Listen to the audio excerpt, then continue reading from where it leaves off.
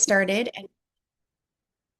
And I first want to thank you so much for hanging in there and going through the entire book club together. Oh, I forgot to say something about Shauna, and she's gone already. You guys, if you didn't know this, she just released a book herself.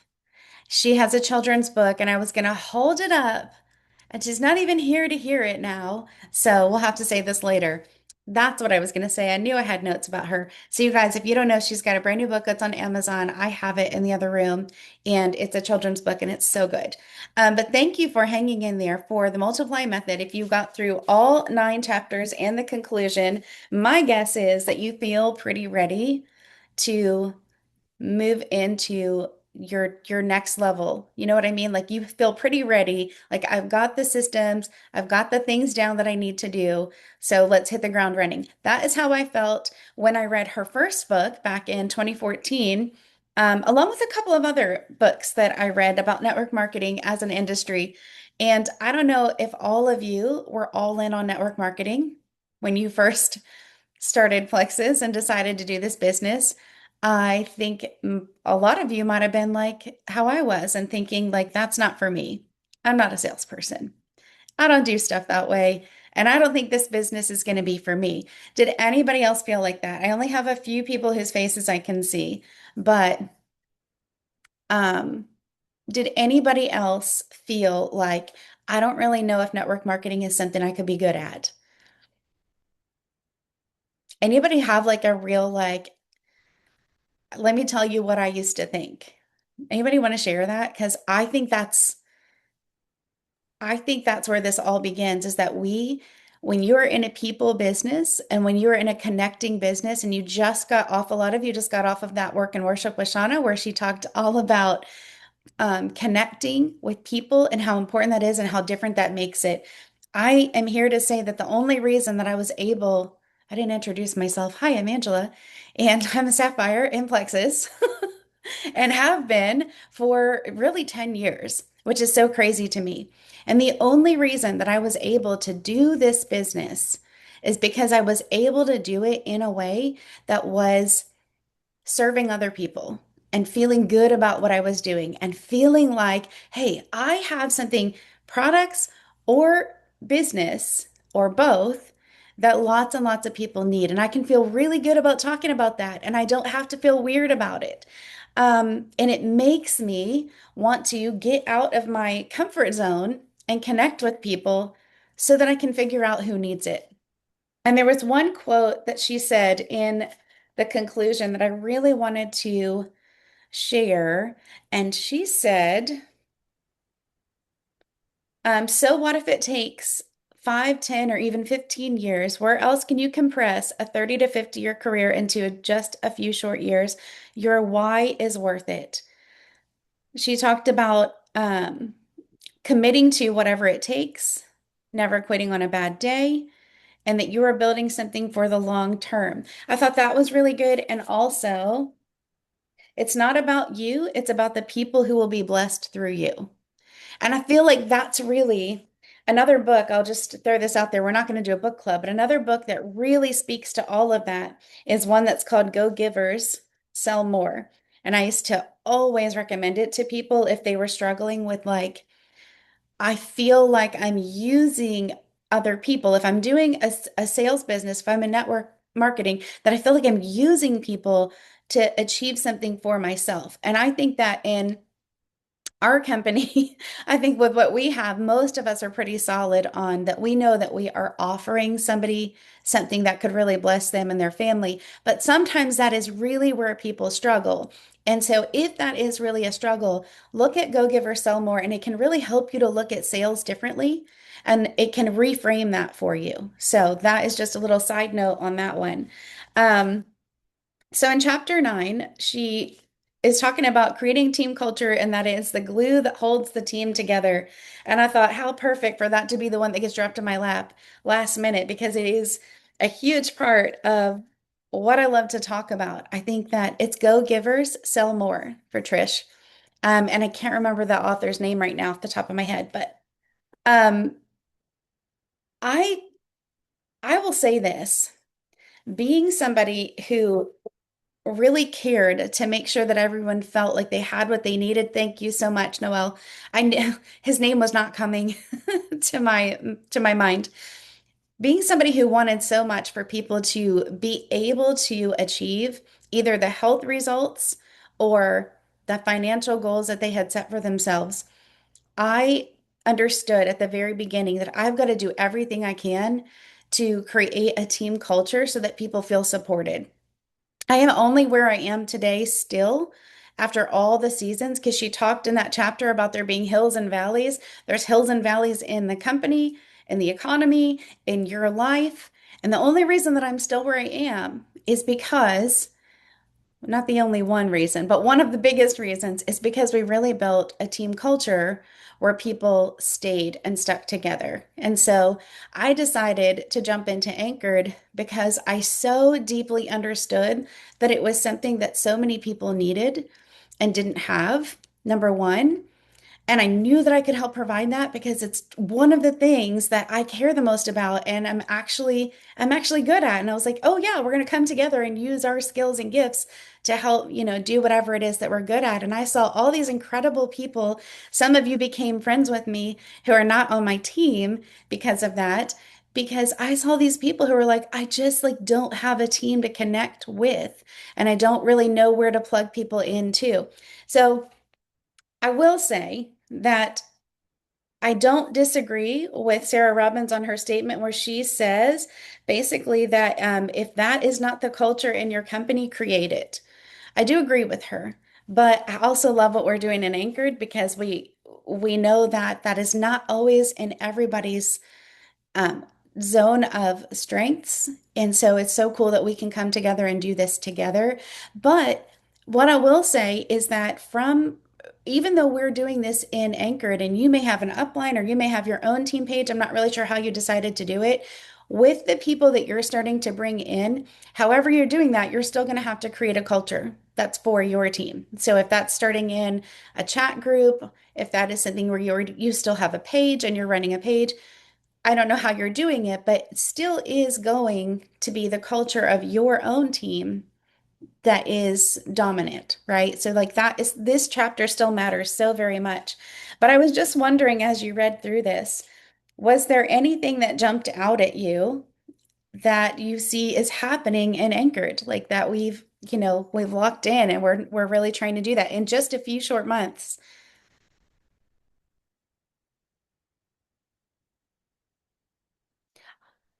I'm the one that'll sit in silence until somebody until somebody participates on a book club. Because listen, book clubs are only fun if everyone's saying what they think. So, did anybody feel like some of the stuff we read was like, oh, that's what we're doing? That's what's happening there. I think especially where she talked about, creating a simple system that you're following over and over again. And we are fine tuning that. We're definitely making sure that we fine tune that. I think that you're only as strong as your systems are. And I'm pretty sure she said something like that. Your team, you're not going to get somewhere all by yourself. You're going to get there with other people. I mean, you're not going to get to probably the goals that you have all by yourself beyond a certain point. You're going to get there with other people, and other people are going to be much better served if we have good systems. Another thing that she said, I'm going to read your comment in a minute, Trish. Another thing that she said that I was like, oh, we're definitely doing that. And this was so important to me when it came to all the things, especially the team calls and trainings, the mastermind trainings. I really think it's so important for people to feel like they have a place. And so one of the biggest things that got me, I was like, okay, I can buy into this because we are looking for a way to have everyone feel like they have a purpose in this. Because when people don't feel like they have a purpose, that culture is gonna feel um, a little like a one person show. Like only certain people are kind of, participating and everyone else is just there. And I don't love that. I love whenever our team gets together and everyone feels like they are somehow a critical piece of the puzzle. Like I have my people who I look at and I go, my favorite thing about them is that we're in the team page constantly cheering other people on or sharing how things have happened for them, or, just loving other people. And they didn't really want to do some of the necessarily um, administrative stuff or training things, or they didn't really want to hop on and necessarily share on a call and things like that. But man, I don't know what I would do without them if they weren't in the team page doing the things that they do, or cheering people on, or commenting on people's posts back when we did it that way. But we've kind of moved away from that because Facebook algorithms will get you. But I love that a huge focus for us is making sure that everyone has a place. And she talks about that on page, I'll find it for you. Um, Not in the conclusion. Oh, there's that one quote. Don't wait for someone else to do it. Be the leader you want to follow. I'm really big on that one. Um,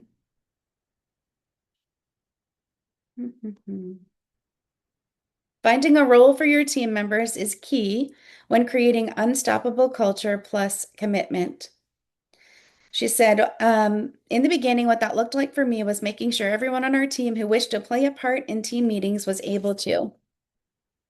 And she's talking a lot about in-person meetings with that, but we definitely try to make that happen in other ways with Anchored, about having people take turns hosting weekly trainings.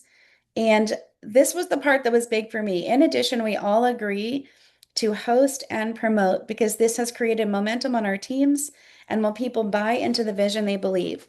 So I guess that's kind of like the last thing I want to say before I look for someone else to share their thoughts on this is it's really big to me that everybody is promoting what what we're doing to your team, to other people within the team. So like I would say this, it matters what the people that you see in the front, up front and Anchored are doing. It matters, but it matters so much what you're doing. The one thing that I can tell you right now will not work is if you're just plugging people in and going, okay, I'm going to let somebody else kind of take this and run with it. And hopefully my team is just going to like jump in. What's going to matter the most is that they see you promoting stuff, that they see you commenting on stuff, that they see you tagging people in it, that they see you showing up on the calls, that they see you're excited about things and that you're doing those action steps too.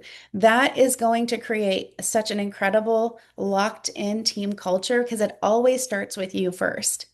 So I have more thoughts, but I wanted to just say let me read some of these comments. And then if anybody wants to unmute and talk on any of that right now, I would love to hear it. Angela, I will say this before Plexus. Now, I'm a lot older than you, so I promise you that Max can Probably be not a lot. complicated. I am a lot. But I'm in the anyway, grandmama's club. before Plexus, I was in Mary Kay for 22 years. I was one of those. There's a lot of people who came here from Mary Kay. I had a break between Mary Kay and here because after 22 years of hauling all that stuff around, and all that inventory and all Mhm. those parties. I did win 8 cars. I mean, I had a pink Cadillac. I did all the things. However, it was very hard. And I said, I will never do anything like that again. I'll I've never heard all do, of that directly from Sonia too. I know, I'll Same never do thing. it again. And then my daughter, who is a RN, needed Plexus for head pain.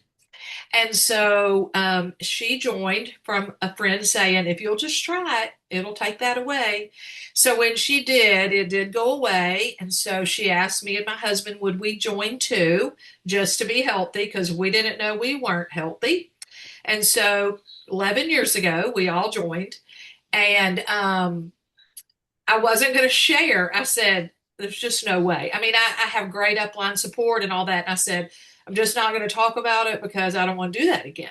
Well, as soon as I posted a picture after a few weeks, all my friends are like, what are you doing? Your face is so thin. I want to know what you're doing. And I thought, well, I either have to tell them or my daughter's going to sign them all up. So I had to go tell them. And so then, real fast, I went bam, bam, bam, and enrolled people and Yeah. ranked up and stuff.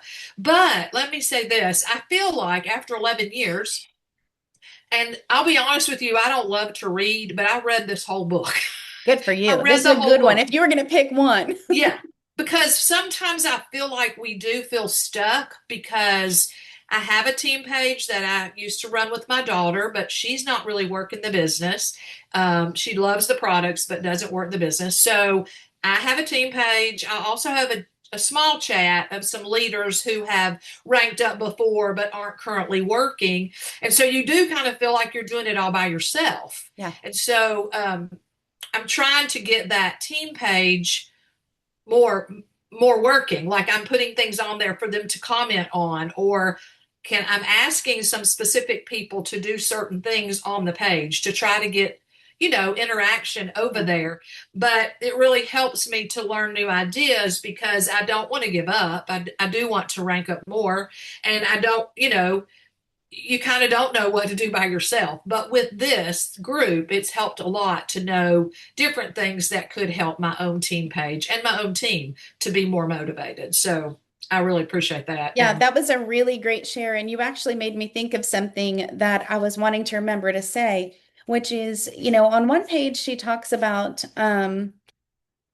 that culture is what holds the glue together. Let me find it real quick because it's really speaks to what you just said about I know where it is. It is under people will work harder for praises than for raises.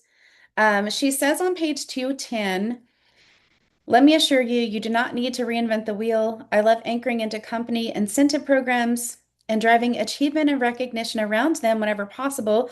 However, I like sprinkling in my own incentives too. And then she has a couple pages of different incentives that you can sprinkle in. And if you flip to page 212, she says, I'm not suggesting you do all of these things. I don't do all of them at any given time, but focus on one at a time and do them when needed. Be strategic about when you host your own incentives based on team goals.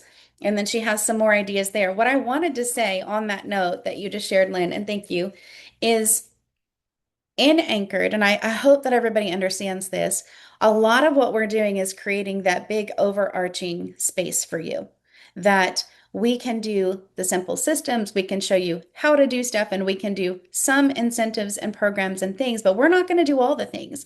You, with your individual goals or your team goals as a whole, can pick something like what she has shared here and implement that on your team however you want to, because that's going to speak more to like what you're looking to do and what your team's trying to do. So I could see, and now I could just share a little bit about what's happened on my team over the years. I've been here for 12 and a half years, and I've seen a lot of really fun stuff happen where I might have been doing something for our team for many years. From day one, was called Team Legacy.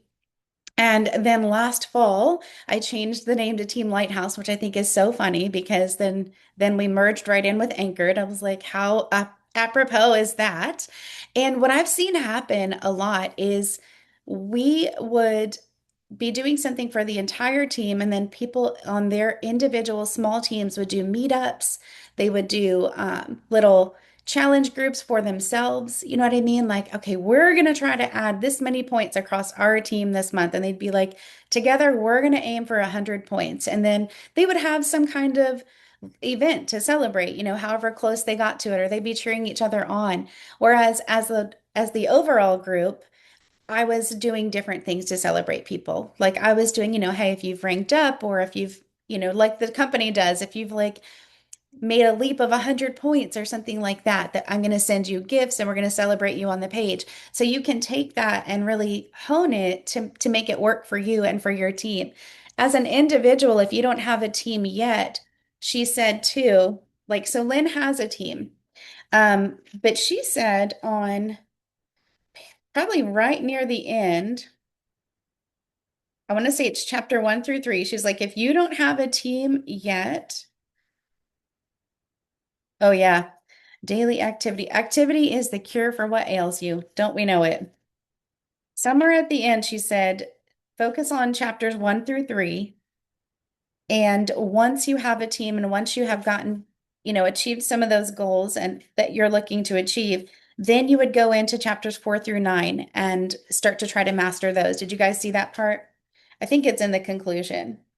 Um, I really love, does anybody else want to share on just what we've talked about so far? Because I really want to talk a little bit about the application of this, what might you do differently or continue to do, like based on what is in chapter 9.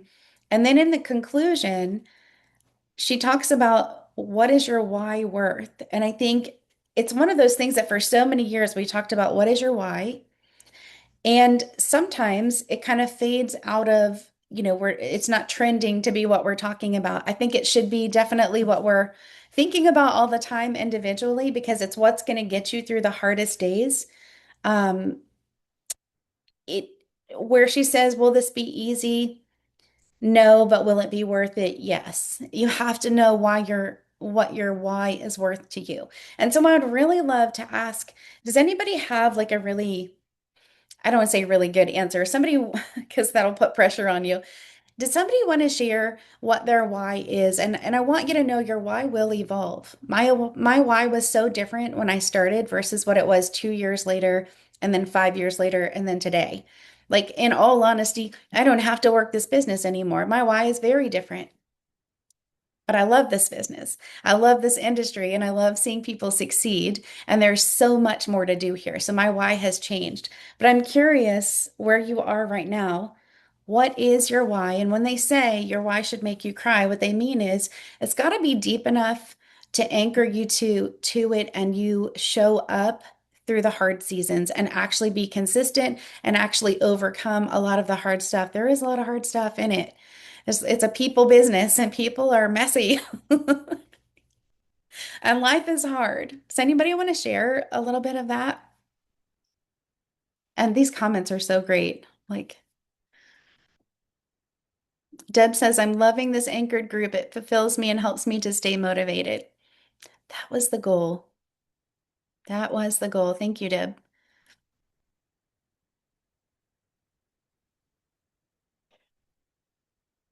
Okay, well, Well, I can always talk. I'll why? talk. Yeah, I'll I can talk. always talk too. I'm very Southern. If y'all like Southern talk, I'm Southern. Well, I was from Okay. the East Coast When and I I was like, I belonged in the South. yes, when I joined Plexus really for my daughter, but to get healthy. I knew nothing about gut health, nothing about inflammation, none of that. I didn't know anything. But now I was very fluffy. I'll just give y'all that. You can look up my before and after. It's very, very different than I look now. Um, and my Medicare card just came in the mail, just so you know. I'm 65 this month. Next month, I'll be 65. Anyway, but my why really was just to get healthy. I have 8 grandchildren. So over those 10 years, 11 years, my why has changed in that when I first started Plexus, I really loved prizes. Like I wanted to win everything. But I think that came from being a Mary Kay because I wanted to win everything. And I won a lot of things. But now it's definitely not really about the prizes. I mean, I like prizes. Everybody likes prizes.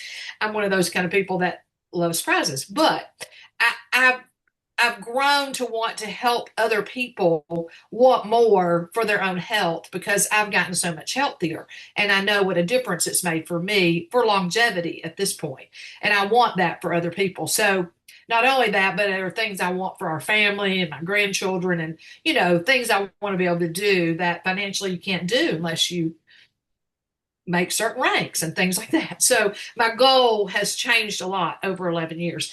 I will say that because of the group, I am very motivated. I think it just gives us a track like of what we're trying to do for other people, what this group is doing for us. And so I think that's what helps me so much. And I need to say this, I need Deb to friend me because I want to talk to her, but I don't know which Deb she is on Facebook. I need you to send me a friend request. My name's really long. It's Lynn Rodenizer Scarborough. You'll be able to find me. I have a really long name and I married a long name. So there you go.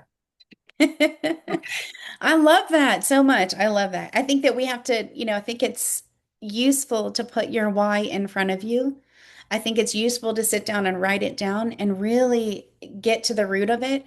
And then to look at that. I think I want to say it is, his name is right on the tip of my tongue. I can see him.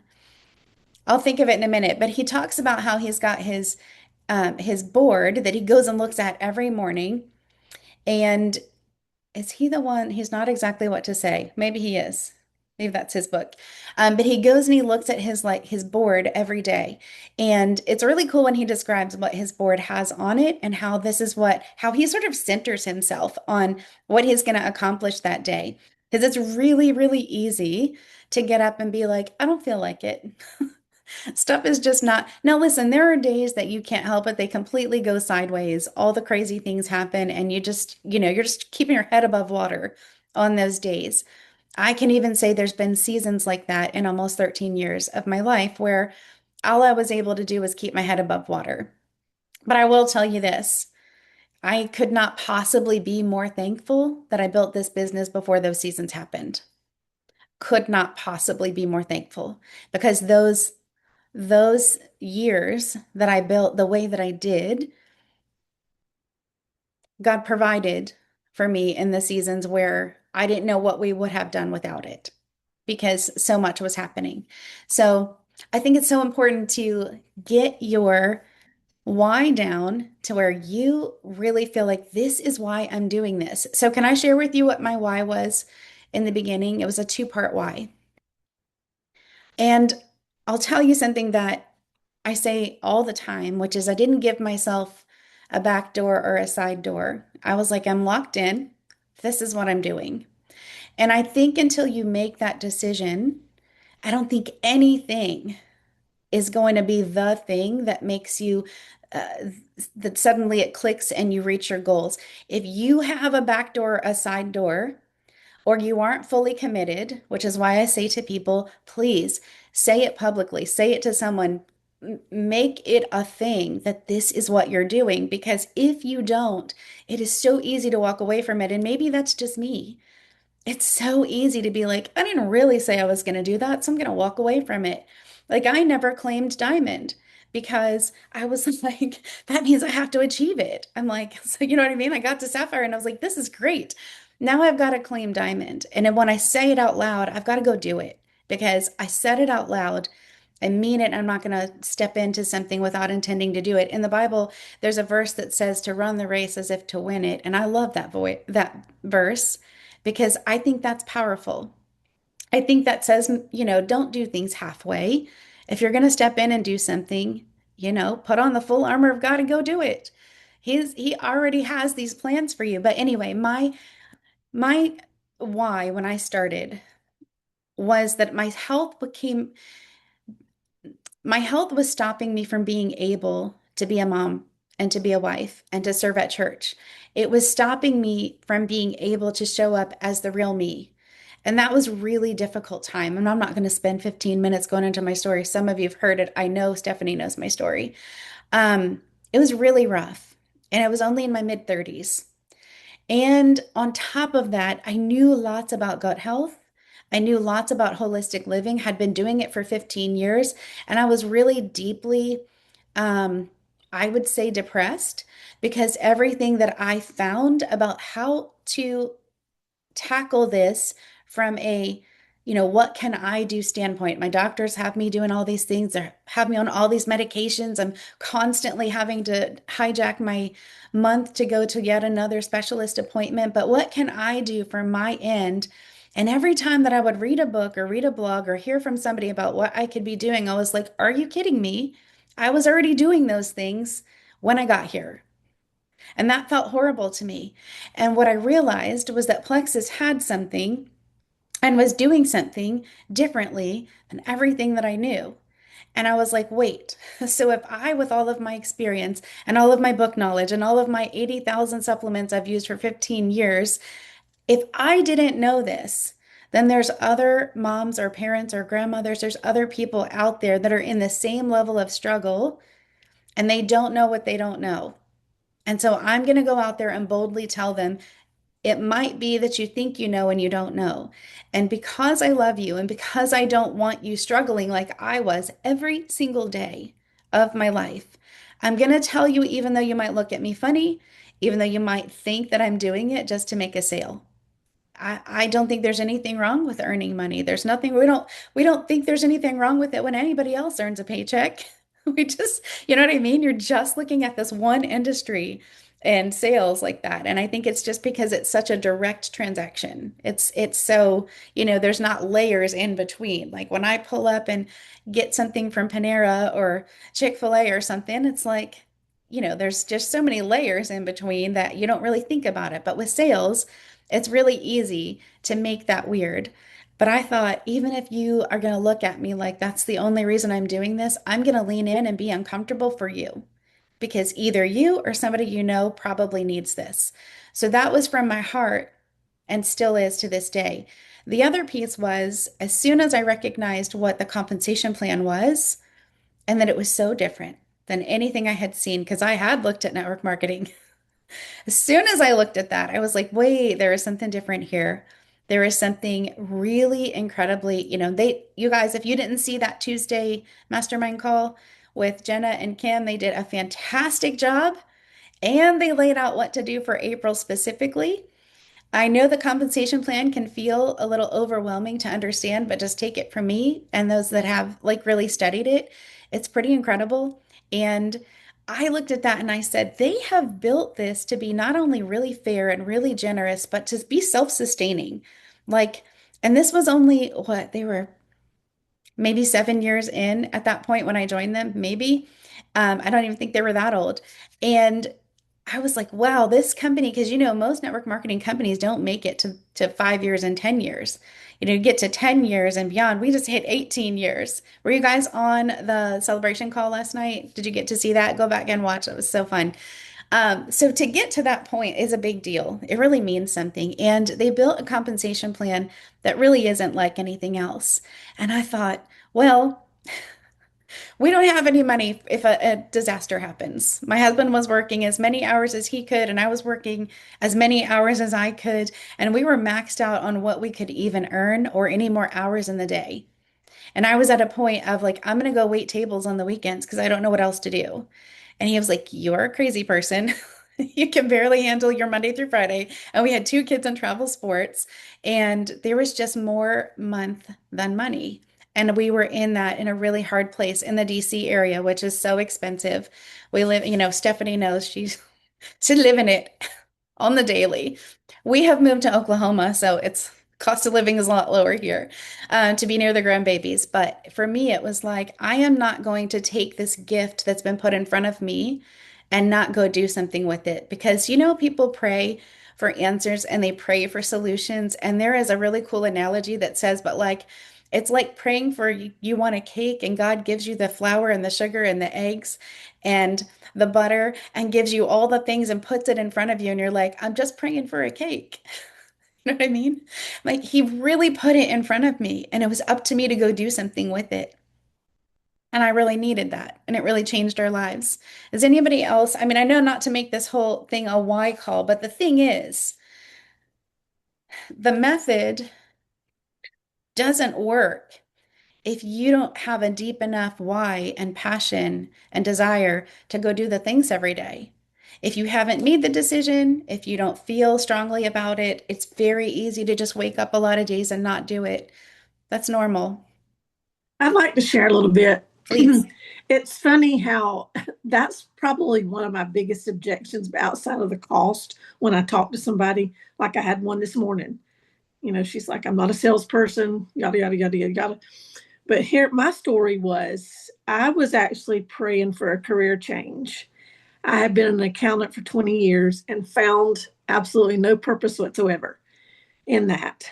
And was praying, single mom with two kids, couldn't really afford to go back to school. I always wanted to be a nurse, but I couldn't go back to afford to go to school. I had kids getting ready to go to college. And so when I was presented the products, of course, I had to say no because I couldn't afford it. Single mom. Actually, at the time, I was between jobs. So anyway, my friend shared the opportunity with me, and I jumped on the opportunity before I even started the products because I really believe it was an answer to prayer. Because I love serving people. I love people with my whole heart, and I love serving them. And I believe God sent me here to serve others in this capacity. And it also allows me to serve more at my church. I lead a serve group every week at my church. And so I feel like so many prayers were wrapped up in one. And Yep. I never look at his sales. Yep. And that's like I told that lady today. One of the first Yeah. things back to her was I said, well, that's good. We don't want salespeople. Well, that's not what we do, and we do network marketing different and do it the right way. But anyway, I never looked at it like that, but I know most people do. I mean, I Yeah. just kind of feel like, God sent me here. He answered my prayers, several prayers in one by this opportunity. So I'm blessed to be I here. love that. What a beautiful story. Now, I do consider it sales and I'm comfortable with it being sales. It's just that I look at it through a different framework. So it's very, very similar to you. And actually, a part of my story is also that I couldn't even be sure that, on any given Sunday that I was going to be able to get to church because of what I was dealing with. And all of a sudden, the moment that my health was better, I not only was I getting to church every single Sunday, excited to get there, not exhausted from just like taking the shower and drying my hair, but I'm like showing up and I have energy. And the first thing I did was sign up for a team because I knew that I could show up every Sunday. And I was like, I could have not done this for the last 5 years. So it was amazing. Noelle, what you Yes. got, sister? I want to hear from you.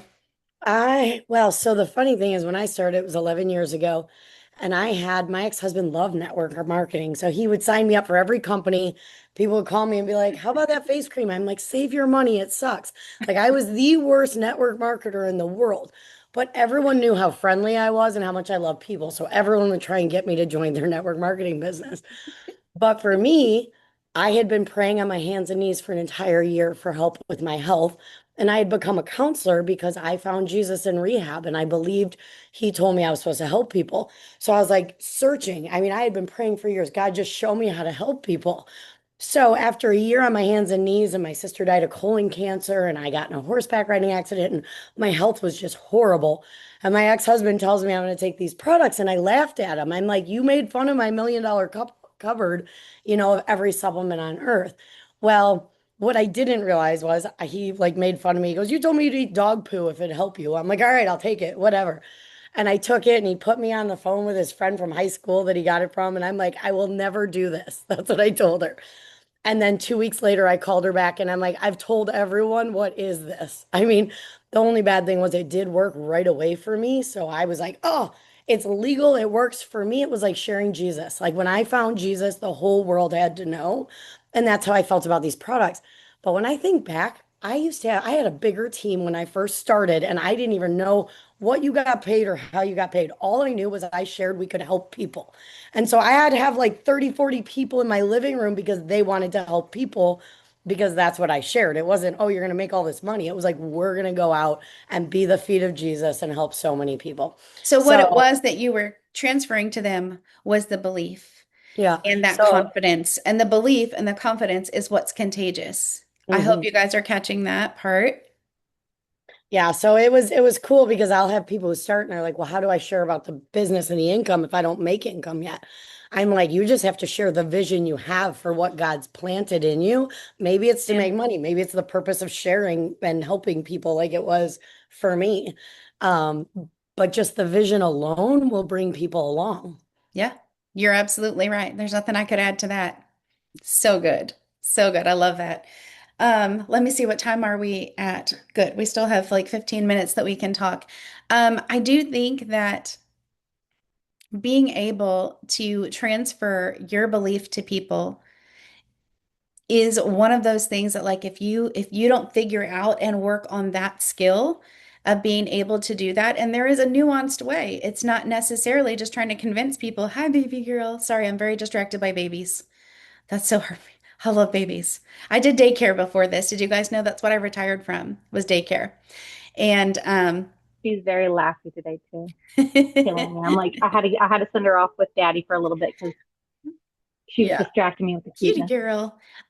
We have to find that nuance, that fine line between trying to convince people and inviting them to take a step forward. That's a tricky one. That's a skill that you can learn. That's a skill that you can develop.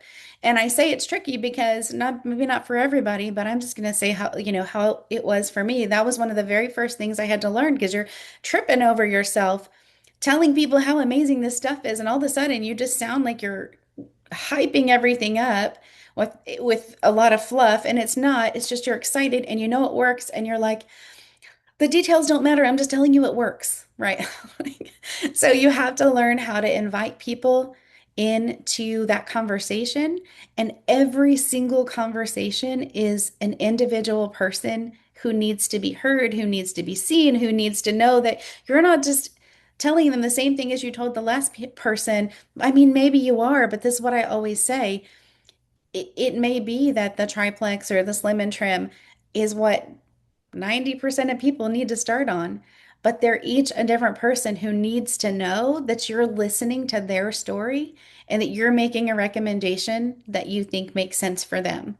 And it's our little secret that the recommendations that make sense for them are pretty much the core products of Plexus, right? So whenever I come back to somebody and say, well, here's what I think for you. Here's what I think would work for you because you said, and then you're casting the vision. So just like Noelle said about casting the vision for the business, you're doing the same thing in both ways. You're always making sure that you're having that conversation where you cast the vision of how things could be. That's it. You're casting that vision for the health, you're casting that vision for the finances. And every single time that you're talking, you don't have to have made huge paychecks for people to be like, oh, that makes sense. That makes sense. I'm going to go where she's going because that's all people said to me. And I'm sure that's what people said to Noelle. Fun fact, I met her at Leaders Retreat in DC many years ago. That was a fun one. One of the most important things that you could possibly do is anchor people to what things could look like for them. And if you're missing that step, make sure that that's part of your conversations. Make sure that you include that all the time. You know, I got a really good tip from somebody of like anchoring them to a holiday. And for some reason I was like, "Oh, that makes so much sense." Because you got to think like how do we think as people? You're thinking about something like, hey, what could things look like for you by 4th of July? Because we're sitting in April right now.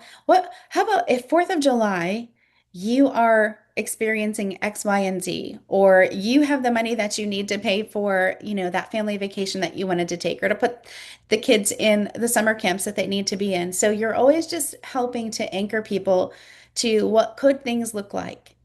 That's all of these things are just skill sets that you can work on. I believe that leaders are readers and leaders are learners.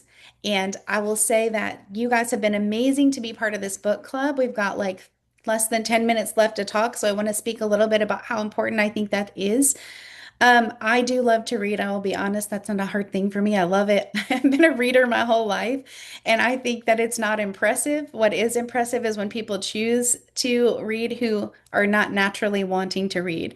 I think it's impressive when people show up and they're like, I'm gonna do this because I'm gonna stretch and grow, and I'm gonna do the hard things, and I'm gonna learn the skills.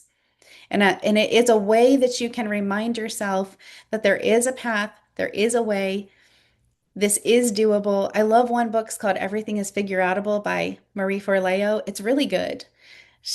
I think she drops a few words in here and there, but not as bad as some of them can be at all. But she's really good. It's really good content, and it really helps. I think it's a mindset book. She's not necessarily giving you the steps and the strategies like Sarah Robbins does, but she is definitely giving you really concrete, tangible ways to think about and to reframe anything that feels like this is not overcomable. I don't know how to make this happen. Everything is figure outable. Everything is doable. There is absolutely a way. And I will tell you, if you don't know this, and some of you do, like Lynn for sure knows it, Noelle knows it because she's been asked to do every network marketing plan out there. I know it because I've studied other compensation plans that there is so much opportunity to succeed with Plexus, not only because of the products we have, which is huge. I mean, you got to have something you believe in. You got to have something that works for people. And we absolutely have that. Like, check, check, check in the bag. Like, that's not even a concern. You have that, but you also have a compensation plan that is built to make it easier to succeed. That's huge. And I'm not going to go into a whole talk about that, but I will say even the changes that they made in like 2021, I think I'm getting the timing right, and maybe another one after that, they continue to make changes that improve things for us. That's not usually what happens. Oh, when network marketing companies start to change their compensation plans, it's usually in the other direction because they're bleeding out money and they're trying to figure out how to recoup it. That's not what Plexus does. Every change has made things better for us. It's crazy. Crazy. But yeah, this was a really good book. I'm a big fan of Sarah Robbins. I'm glad that she took an updated for today, like the original book that she put out, which was so helpful to me. And just, it was just simple. It was simple. It showed me how to just step by step get this done. What was the most impactful thing? Let's just quick round robin. The most impactful thing that you've read in this book that you think that you're going to change or implement? For me, I think it was how to onboard new people. Because I Yeah. know that we either do not enough or too much. We either give them so many things they're overwhelmed, or we're like, hey, just get three people and we tell them nothing else. And I'm Yeah. like, there's got to be a middle ground. So I reread that chapter on the plane last night. It was Yeah, awesome. yeah, yeah. I would agree. I would agree. That's good. And we all have the places where like we're stronger and where we haven't been as good. I would say that mine, similar to Noelle's, has been trying to figure out that middle ground. You've been thrown a lot of options. You either had nothing, and so you were just making it up, or you got lots of options of ways to do things. I think it's really important to keep that a one pager, like a one. Would you agree?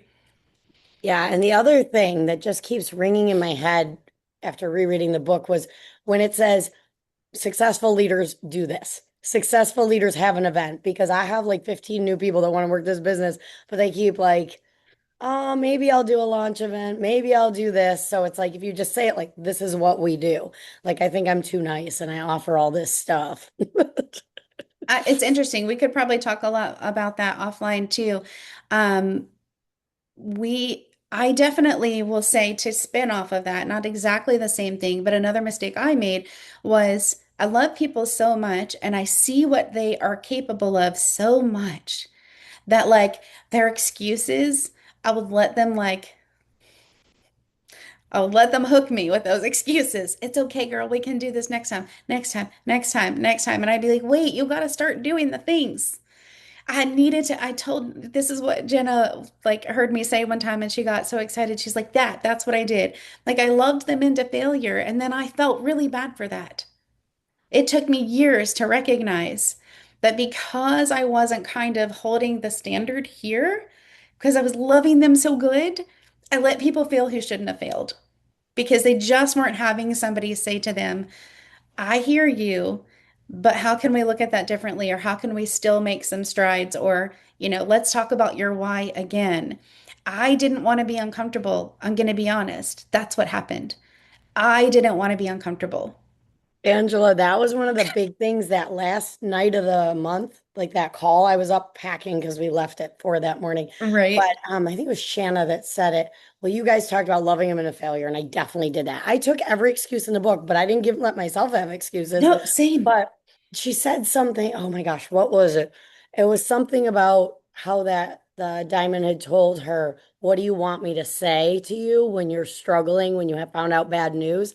Because I had all these people come to me wanting the business, and last month, every one of them, huge things like husband got cancer, lost their job, friend this, got a divorce. Like it was crazy. And here's me going, okay, I get it. I get it. It's hard to want to post, but to Yeah. say that. So when I was just on my trip, we had like 5 different people say they want to join our business. So before they've even ordered, they're ordering this week. I was like, what do you want me to say when it gets hard for you? She And they implemented all quick. loved that. And then I said, Yeah. I'm gonna have you when you get on calls with me, say, I need a friend for a minute or I want a coach.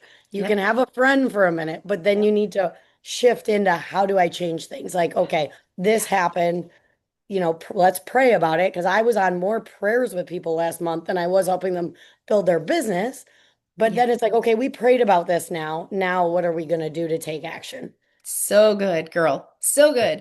I loved that too. That was a big takeaway for me from that end of month rally call if you guys were on that. And I was like, "Oh, I implemented that in my personal life right away with someone." I was like, "That is something that I'm never going to forget." And oh my gosh, I just lost my other thought and it was something that was so good. This is what happens. Um You'll get Oh it back, but I no. have a big win to share Yes, with you guys. yes. My messenger has not worked in a week. They tried to put me in Facebook jail for 180 days. We got it back, but they wouldn't let me have messenger. I mean, I was on my trip and I plan on working on my trip and I'm like praying. I'm like, God. So I was praying. And right after this last call, I thought, with all this prayer and all these people together in the name of Jesus, I am going to try it again. And they just gave me it back. I was Sorry. wondering, I was like, because you were on here and I was wanting to ask you how that worked out because I know we Oh, were, just now, like 2 minutes ago, yay. they accepted me as having full privileges back, and I don't even know what I got They were flagged. wanting Dan, her to like upload her passport, her birth I've certificate. I'm uploaded my passport exaggerating, three but times, my license, but Dan thinks it's because I no. was in another country and I was getting people and messaging people from all different countries.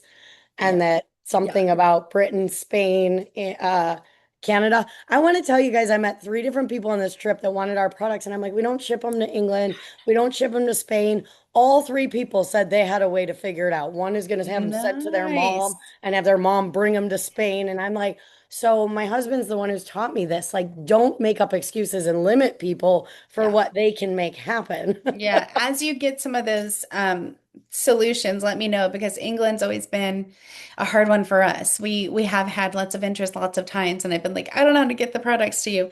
On the topic of what do you want me to say when things are hard? Because I think this is probably a great place to to end this call. I think this is probably a great conversation. The why is so important. The decision is so important. Taking the steps, being consistent once you have the why and the decision. And then when you have your hard days, we need to know what do you need to hear when you're having a hard day or it's a struggle or you've run into a roadblock. I, as a leader, have walked and handheld so many people through things like that or talked people off the ledge so many times. I will always use that tip going forward and I want to tell you that I knew what my answer was the minute that I heard Shauna say that that night.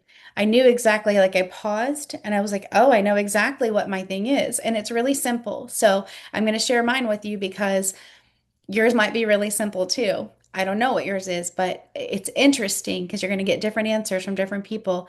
I did have a really hard moment. Stephanie's direct upline is a good friend of mine. And she was my daughter's very first volleyball coach. Um, and she's a part of this story, so it's a fun one. Back in March of 2014, I had been in the business. I had started the products in October. By November, like Noelle, I was like, this stuff works. This is insane. Let me take a look at this business, right? I'm not going to turn my back on this because people need this. So November, December, I didn't know any better. I had no idea that the holidays are a hard time to to sell. So I didn't think like that. So I just like launched into it, with everything I had, even though it was November and December, and I made a lot of progress. But by February, not March, by February, sorry, I've got phones ringing. I had run into that place where I'm giving it everything I have. I mean, have you guys ever been there? Like, raise your hand if you've been like, I have been doing everything that I can do for the last 3 months. I didn't yet know the statistics that what you do today shows up 90 days from now. I didn't know that yet. So I was still in that place where I was like, I'm working so hard. And I did have customers. I did have some things happening, but the level of which I was putting the energy in and the amount of like outcome I had so far was not matching. And I was really down and I was like, what is happening? Like, I'm talking to people and I'm posting, I'm having phone calls, I'm doing all the things. Why am I not further than this yet? And so I was feeling really down. I drop off my oldest daughter, who is a senior Ruby in the company, but she wasn't working yet. She was only 17 at the time. I drop her off at work and I'm sitting in the parking lot and just picture like a cold, gloomy February day, like it's gray. Can't see the sun. So my emotions were matching this. And my dad calls and he's like, "How are you doing?" It just takes that person asking you that thing at the right moment and all the tears just come out, right? And I'm like, it's not good, Dad. I'm trying so hard. And I tell him all the things and I tell him what I've been doing. And he was so good at listening. I'm so glad he's the one that called that day because my mom would have just talked over me. Like, I love her, but she would have just talked. My dad just listened. And when I got done, he was like, wow, okay, what are you going to do about it? Silence. And I just sat there and I was like, okay, actually, you're right. Like I was mad at first, but I was like, no, you're right. What am I going to do about it? That was what I needed to hear. I needed it put back on my lap that all my excuses were like, valid. That sucks. You're struggling. What are you going to do about it? And I needed my dad to say it. But you guys are free to say that to me too when I have that same moment. And so what I did is I sat with it. I put aside my sulking and I did something big and I did something that I was a little scared to do. And I called Stephanie's upline and I said, Wendy. And she knew what I was calling about because she'd seen me posting about it. And she had posted that she got diagnosed type 2 diabetic and didn't know what she was going to eat now because she couldn't eat any of the things that she liked to eat. And she knew why I was calling. And I was like, I need to talk to you because I think I have something that you need. And so she's an emerald in the company now. And she also wasn't going to work the business ever, ever again. No more network marketing for her. Retired from teaching as an emerald in the company. So that's what I needed to hear. What do you need to hear? We got to close out our call, but does anyone have something to share of what you need to hear on a down day? I think for me, and I think Angela knows as well, 'cause she knows a lot of what's happened in my life, is like, I think it's, wow, that's more emotional than I signed for. She's been through a It's, lot, guys. it's you gotten through everything else that life has thrown at you so far. Why can't you do this? Okay, got it. Something along those lines. But yeah. Got it. Okay. All right, girl. Yeah. She's going to get there. She's one of my most consistent people with following any processes and systems that we have put in place. So I'm really excited that she's showing up to everything that Anchored is doing because I know that this is going to take off for her. So she's been consistently sharing in stories and all the things. You guys, thank you so much. I hope that you enjoyed this book. I don't know what we're doing next, but we have some ideas. We'd love to hear what books you are loving or excited about. If you want to throw that into the mix, for us to look at for a book club. I think we'll do one in the summer. Thank you, ladies. Thank you, everyone who shared too. We really appreciate you. Okay. Thank you, Angela. You're amazing. You're amazing. Bye, guys. Bye, everybody.